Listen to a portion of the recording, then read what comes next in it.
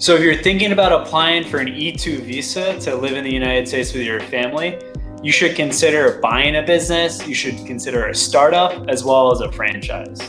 At Visa Franchise, as well as our platform business Vetted Biz, we're here to help you find, vet, and buy a franchise or business for sale for your E2 investor visa. Today, though, I want to go through some of the negatives of buying a business for your E2 visa.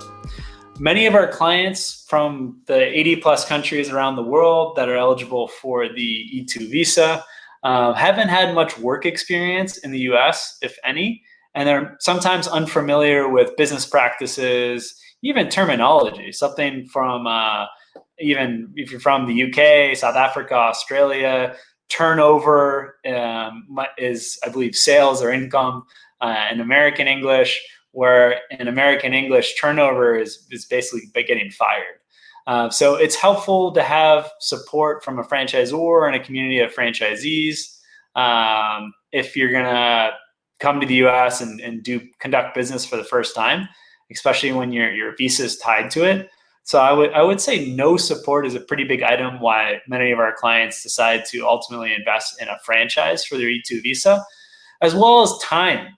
The time it takes to find and vet and buy an existing business is generally going to be longer than if you go the franchise route, or if you perhaps are bringing a business from your home country to the US and you're going to start with a very small office and start with a very small investment and grow from there.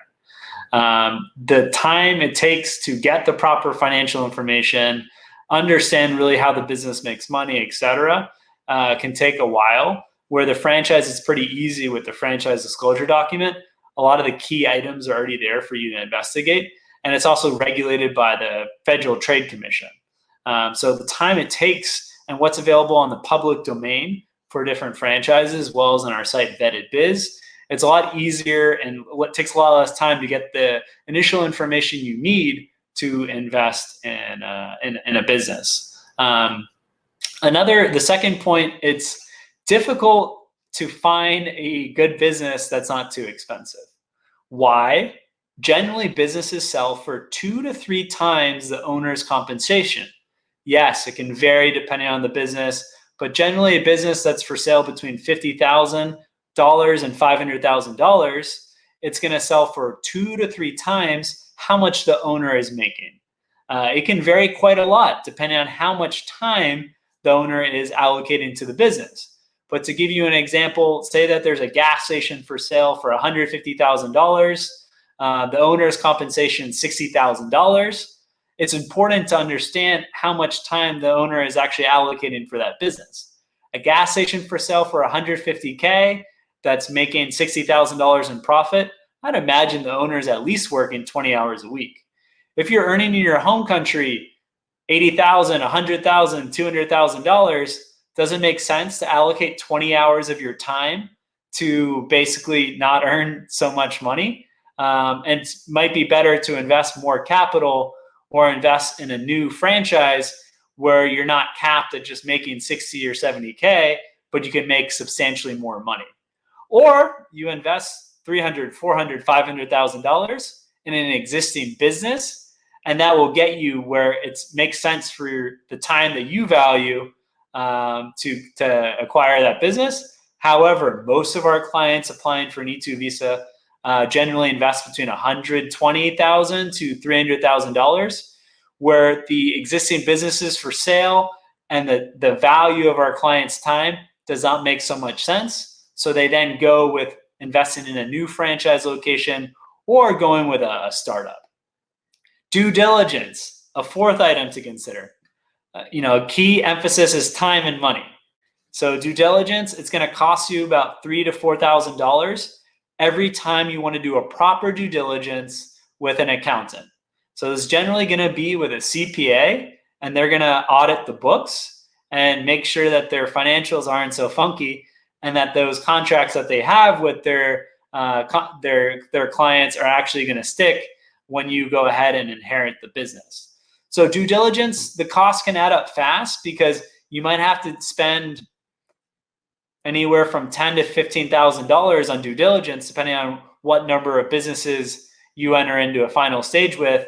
And depending on the area of the country, the books can be a little funky more often than not, which is often the case in South Florida, where people selling businesses in the 100K, 200K range, generally they're mixing a lot of their personal assets and liabilities into the business, and it really takes an accredited professional to review those numbers and ask the right questions, get the right documentation to ensure that what you're inheriting is not a ticking time bomb and it actually is a sound business for you and your family's E2 investor visa.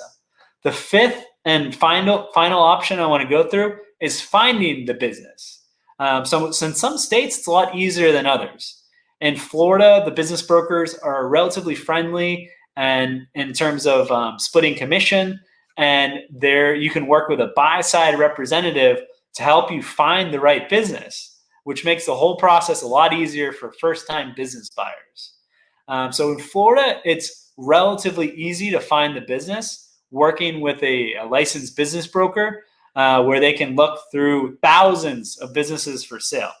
However, outside of Florida, it's a lot harder. There's some exceptions, but if you're going to Texas, California, buy-side representation is not as common as in Florida. So the seller agent who's representing the business owner might not be willing to split that commission. So you could spend a lot of time trying to find that right business on different online portals and reaching out to a lot of seller agents and not having a trusted advisor guiding you through the way, which is the case for Florida business brokers that can really help you find what businesses are available. And you can complement that by searching on different business for sale websites such as vettedbiz.com, bizbuysell.com. Then if you're in California, bizben.com would probably be a great resource. It's focused just on California businesses for sale. And California, it's not so common for a buy-side broker to split the commission with the sell-side broker. That could change, but you might have to be talking to a lot of different business brokers until you find the right business. So finding the right business is a lot harder than finding the right franchise. On our sister company website, vettedbiz.com, we have 1,800 franchises for sale that are regularly updated per their latest franchise disclosure document. So it's a lot easier to see what is available and then to reach out directly to those franchisors than for finding a business. Another approach, you can work with a business broker to basically do cold call and market research to reach out to businesses that might not necessarily be listing their business for sale, but might be open to having to selling their business for the right price. So that's going to take a lot more time, but you can definitely find some quite attractive businesses of people that might not have ever considered selling their business, and they might potentially be undervaluing what they think their business is worth. More times than not, they have a crazy number in their head for what they think the business is worth, and they think their business is the next Google, and they want to sell for millions of dollars, billions of dollars. But it's a numbers game.